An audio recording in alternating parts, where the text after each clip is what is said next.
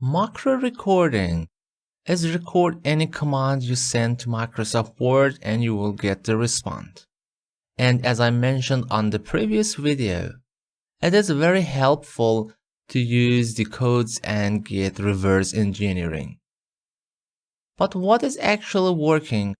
To get sample, I click on the record macro, give it a name. You could assign button or keyboard shortcut. Currently on my document doesn't matter, and description, just press OK. I press Ctrl or Command A and note that my mouse icon is now changed with something like the tape, and I press Ctrl or Command B to make it bold, Ctrl or Command I to italic, and Ctrl or Command U to underline. Now I stop recording.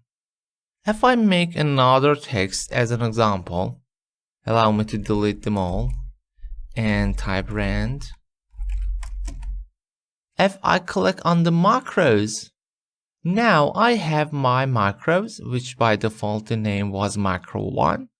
I could click on the run, and now it's applied same adjustments on my new text. But let's analyze what's exactly going on. If I click on macros again and choose my macro, we have edit button here. I click on that. This interface is Visual Basic Editor. As you see, I have written name sub macro1. This is description, doesn't matter, I could delete it.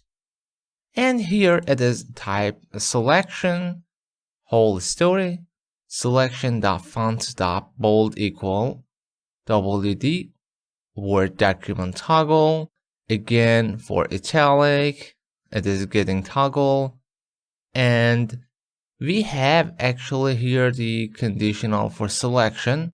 If your font selection underline equal none, then apply a single underline, else make it actually without. It is making something with or without, which I will mention now. But the important thing I want to mention is, on any big application, when you're doing any action, almost anything, the application sends your request as type of script, something like that, and the application engine will compile your sended code or script. It is parsing and compiling and respond based on your request. This is even happening on Photoshop, on 3D Studio Max, on After Effects, Microsoft PowerPoint, Microsoft Excel. So with knowing these commands and understanding how they're working, you could make your own list or even make something like plugins or macros in Microsoft Word. And interesting thing is the Visual Basic for Applications or VBA. It is a standard for any application. It is support VBA. So you could transfer your knowledge here to the Microsoft Excel. You could even use on Autodesk AutoCAD. In this case, let's make adjustment here. I changed the macro1 name for my underscore macro underscore test. We have some standards for naming, which I will mention later on. Just let it as it is. Let's say selection, it is fine. Bold, it is fine. I don't want to make italic or underline, so I will select the text here and delete it. Now if I close this editor, allow me to undo that here, okay, and click on the macros. First thing you noticed, my macro name has been changed. Secondly, if I start running, even if I didn't have selected, allow me to do that again, macro run, it's getting selected and it is getting bold, but it is not getting italic or underline anymore. Let's say I don't want to even select them all.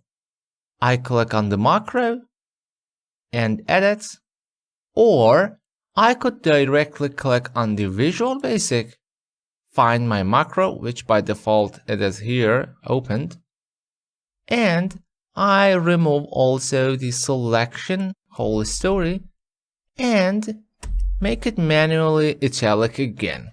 Let's say selection dot font dot italic equal, similar to top, WD toggle. Let's check it is working or not. I close it.